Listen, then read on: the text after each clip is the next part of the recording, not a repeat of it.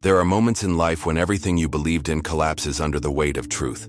I was once a man convinced of my purpose, shaped by fire and war, molded into a soldier for a cause I thought was divine. My name is Khaled, and this is my story. Not one of pride, but of pain, redemption, and a second chance that saved my soul. What you are about to hear is not a tale to glorify violence, but a warning about the dangers of deception and the power of grace. If you've ever felt lost, if you've ever questioned the path you're walking, then listen closely, because my journey may reflect parts of your own. I am not telling this to impress you, but to impress something upon you. The truth has the power to break chains, but only if you're willing to face it. So let me take you back to the beginning, the boy I was, the man I became, and the truth I discovered in the place I least expected. I was born in a land where the first sounds I heard weren't laughter or music, but the echo of gunfire and the distant cry of grief. My earliest memories aren't of school or playgrounds, but of bombed-out buildings, whispered prayers, and the solemn eyes of men who believed they were doing God's will. My name is Khaled, and from as far back as I can remember, I was told I was chosen, not in the spiritual sense, but in the sense of war. My father, a man both feared and revered in our city, was a leader not just in our home, but in the movement that sought to purify the world in blood. He spoke with such conviction, such fiery belief, that even questioning him felt like a betrayal of God himself. And so I obeyed. I learned to hold a gun before I could read, to memorize verses that were used as weapons, and to believe that the highest honor was to die in jihad. I was taught that paradise wasn't for the kind or the compassionate, it was for warriors. Those early years carved deep trenches in my identity. Every story I heard, every lesson I absorbed, pointed to one thing: I had to fight. Our home was not a place of warmth, but of preparation. My father would gather other men in our living room, planning strategies, reading scripture with sharpened edges, and glorifying the deaths of those who came before us. I remember looking at a photo of a young man with a machine gun and a smile, my father pointing to it and saying, "This is your future." There was no room for questions, only obedience. If you are raised in darkness long enough, the light starts to feel foreign, even threatening. That was my world. So when the time came to pledge allegiance to ISIS, I did not hesitate. I felt a surge of belonging, a sense that I was finally fulfilling what I had been born for. The approval in my father's eyes was the only blessing I ever craved. The training camps were brutal. Physically, emotionally, spiritually, we were broken down and rebuilt in the image of death. Every morning began with prayers, yes, but they were not prayers of peace. They were chants of rage, declarations of war. We learned to dismantle a rifle faster than we could write our own names. We were praised not for compassion, but for our ability to kill without mercy. Instructors told us stories of martyrdom, of rivers of milk and honey, of the rewards that awaited us if we shed the blood of infidels. Every part of us was rewired. Our souls were turned into weapons, and I welcomed it. Because when you are told your entire life that this is right, you begin to lose the ability to recognize wrong. I didn't feel like a monster. I felt like a hero. That's the terrifying power of ideology. It doesn't make you evil. It makes you believe you're good. The first mission changed everything. We were sent to a village on the outskirts of Raqqa. We were told they harbored traitors, apostates, enemies of the caliphate. We were given one order: cleanse it. I remember the noise, the chaos, the screams. I remember the look in a mother's eyes as she held her child and begged. I remember pulling the trigger, over and over again. And I remember the silence that followed. It wasn't a triumphant silence. It was the kind that crushes your lungs and makes your knees tremble. Something cracked inside me that day. I couldn't name it, not yet, but it was the first time I saw not an enemy, but a human. The first time I wondered if all this blood was really bringing me closer to God. That night, I didn't sleep. The visions of the children I had killed danced behind my eyes, and for the first time, paradise didn't feel like a reward. It felt like a lie, but I pushed those thoughts away. I buried them under layers of justification. I told myself this was holy war, that the end justified the means. I surrounded myself with louder voices, with louder hatred, so I wouldn't have to hear the quiet doubts in my own heart. And it worked. For a while, I became numb, efficient, feared. I rose quickly in the ranks, earning the title of commander. My father was proud. My comrades respected me. But inside, the crack was spreading. Every face I saw before pulling the trigger stayed with me.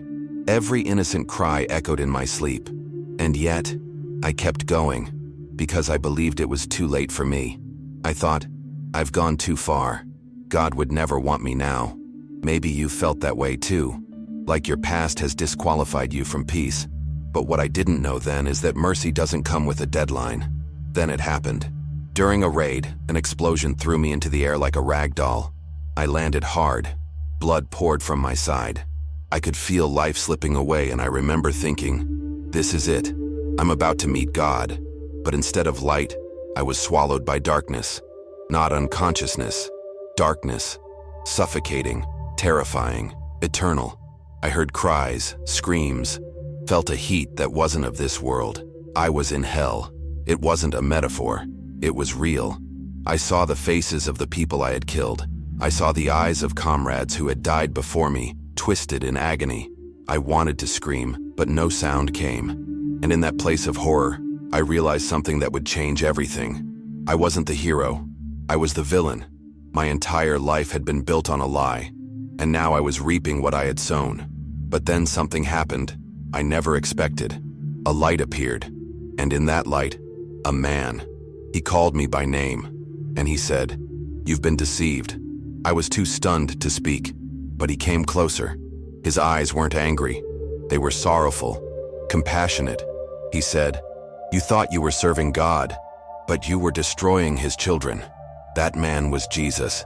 I had heard of him before, but always as a distorted figure in the enemy's religion. Yet here he was, in the middle of my hell, reaching out his hand. He didn't come to condemn me. He came to rescue me. And in that moment, I broke. I wept. I begged for forgiveness.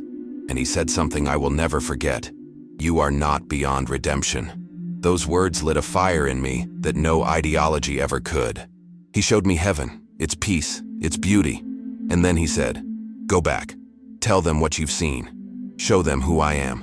And just like that, I woke up, in a hospital bed, alive, scarred, but alive. It wasn't the end. It was the beginning. When I opened my eyes in that hospital, everything looked the same, but nothing felt the same. The walls were white. The air was sterile. The machines beeped in rhythm. But inside me, something irreversible had shifted. I had stood face to face with truth, and there was no unseeing it. My body ached, wrapped in bandages, stitched together by strangers. I didn't know where I was, but I knew who I was not anymore.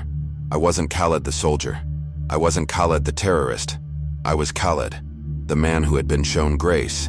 The reality hit me slowly.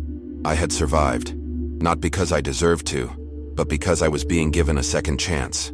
And what you do with a second chance determines everything that follows. I couldn't just walk away from what I'd seen, what I now knew. But I also couldn't stay in Syria. The men I once led, they would see me as a traitor. I had to run, or I would be silenced forever. I crossed the border into Lebanon under cover of darkness, carrying nothing but pain and hope. The fear never left me. Every knock on the door felt like death. Every unfamiliar face made me flinch. But I had tasted peace, and there was no going back. I found refuge among a group of Christians, people I had once been taught to hate. But they welcomed me, not as a criminal, not even as a project, but as a person. They fed me, clothed me, asked me nothing but offered me everything. And most importantly, they taught me. They taught me about the Jesus I had met in that vision. Not the caricature, not the enemy, but the real Son of God. A Savior who didn't trade in revenge, but in redemption. They opened the Bible with me, and every word felt like medicine to a soul infected by years of poison. The more I read, the more I wept. I had lived in darkness so long that even a sliver of truth burned my eyes. One day, I asked to be baptized. I wanted to bury the man I had been. I wanted to rise again, not just spiritually, but completely. The water was cold, but I welcomed it. As I came up from the depths, I felt like I could finally breathe. That moment was my declaration. I belong to Jesus, not to death, not to jihad, but to the Prince of Peace. From then on, everything changed. I began speaking to others, especially those who had walked the same road I had. Ex-fighters, disillusioned men who had followed the same lies I did. I didn't preach religion. I shared truth. I told them what I saw, what I heard, and what I had become. Some listened, some didn't. But the seed was planted, and that's all I could do. That's all you can do too. Plant the seed. Let God do the rest. Every story matters. And if you've been changed, it's your responsibility to speak. Silence is betrayal. The threats came swiftly. I had expected them. My name spread through circles I had once led. Khaled has converted, they whispered. He's with the enemy. And in their eyes, that meant I had chosen death. But I was not afraid. Not anymore. I had already died. What they didn't understand is that the old Khaled was gone. I had nothing left to lose, only something to give. I began preaching secretly. Small gatherings, refugee camps, underground churches. Word spread fast. And as it did, others like me began to step forward. Men haunted by what they had done. Men desperate for hope. I watched killers become confessors. I watched hatred give way to humility. And all because I said yes. Yes to the second chance I was given. Yes to the mission Jesus gave me. If you're watching this and you feel like you're too far gone, hear me, you're not. If he could save me, he can save you. In time, my story reached places I never expected. Western churches, online platforms, even humanitarian groups who wanted to understand how radicalism takes root and how redemption takes hold. They called me a miracle, a testimony, but I never saw it that way. I'm not a hero. I'm not special. I'm just someone who stopped running, who dared to look Jesus in the eyes and believe him. Every time I speak, I feel the weight of my past, but I carry it gladly, because every scar has become a story, and those stories have power, not because they're mine, but because they point to the one who saved me. I don't speak to impress. I speak to reach. Someone out there is standing where I once stood, in a pit of hate, chained by lies, convinced there's no way out. But there is. There always is. All you have to do is look up. Grace is closer than you think. Now every time I see a cross, I don't see death. I see life. I wear one around my neck, not as a trophy, but as a reminder of who I was and who I am, of what I did and what he did for me. It's not just a symbol. It's my identity now. I no longer live for war. I live for peace. I no longer spread fear. I spread love. And that transformation, that complete reversal is only possible through Jesus. Not a religion, not a doctrine, a person, a savior. So I ask you, what chains are you still dragging behind you? What lies are you still believing? Because until you confront them, you will never be free. And freedom doesn't begin with perfection. It begins with surrender. Say yes. Let go. Turn around. I promise you, if you take one step toward him, he will meet you where you are, just like he met me, right in the middle of hell. I don't know what the future holds. I still live under threat. I still walk in shadows. But I walk differently now. Not with fear, but with purpose. Every breath I take is a gift I didn't earn. So I use it. To speak, to reach, to love, to tell the truth that saved me. My message is not just for terrorists. It's for anyone who has ever believed they're too far gone. Anyone who thinks the darkness inside them is stronger than the light above them. It's not. It never will be.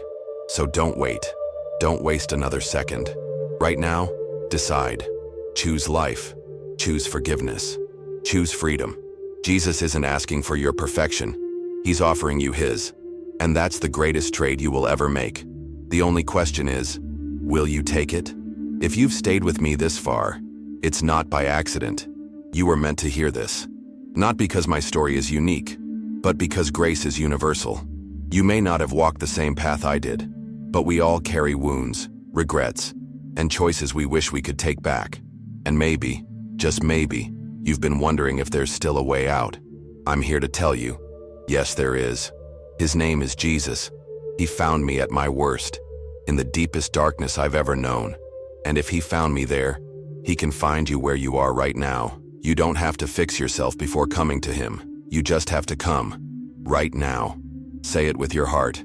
Jesus, I need you. If this story spoke to something inside you, don't let it fade. Take action. Subscribe to this channel and follow Jesus, not for me, for you. Let this be more than a video. Let it be a turning point. Because the truth is, the world is full of noise, and if we don't anchor our hearts to something real, we will be swept away by lies. This channel exists for that reason, to cut through the noise with light, with truth, with testimonies like mine, stories of broken people made whole. If you found even a flicker of hope here today, hold on to it, feed it, grow it, stay close, because you were made for more than survival. You were made for redemption. If you're feeling overwhelmed, reach out. Don't isolate yourself in the silence. Send a message. Leave a comment. There's a community here that understands you. Not because we're perfect, but because we've been rescued too. Healing doesn't happen alone. It happens together. And it starts with one honest step. Maybe this is that step for you. And if it is, welcome home. You don't have to walk in darkness anymore. The door is open. The invitation is real. And Jesus is waiting. You don't need to earn your way into his love. You just need to receive it. So if this message has stirred something in your soul, if you're tired of carrying the weight of your past, I invite you right now, sincerely, surrender it. Say his name. Follow him. And let this be the beginning of your new life. Don't delay. Don't let doubt rob you of the peace you've always longed for. Subscribe to the channel, follow the journey, and above all, follow Christ. He doesn't just offer answers. He offers himself. And that changes everything. From this point forward, you're not just a viewer, you're family. And I will carry your stories with me, just as I've shared mine with you. Wherever you are watching this from, in a city, a village, a room lit by nothing but your phone screen, know that you are seen. You are loved. You are not alone. And you are not too far gone. If no one has ever told you that before, let me be the first. You matter. Your life matters. And your story is not over. Stay connected. Stay grounded. Come back here often, not just to hear more, but to grow more. Let this space be a source of strength when the world around you feels too heavy. There will be more stories, more truth, more voices crying out in the wilderness saying, there is hope. And you're part of that now. You've seen the power of transformation. Now carry it forward. Let your life be the next testimony someone else needs. Until we meet again, stay safe, stay honest, stay near to the one who loves you more than you'll ever understand. Thank you for listening. Thank you for trusting me with your time. And thank you for opening your heart. I'll be right here, waiting, praying, and walking this road with you. Not as a teacher, but as a brother. I love you all, and I'll see you in the next story.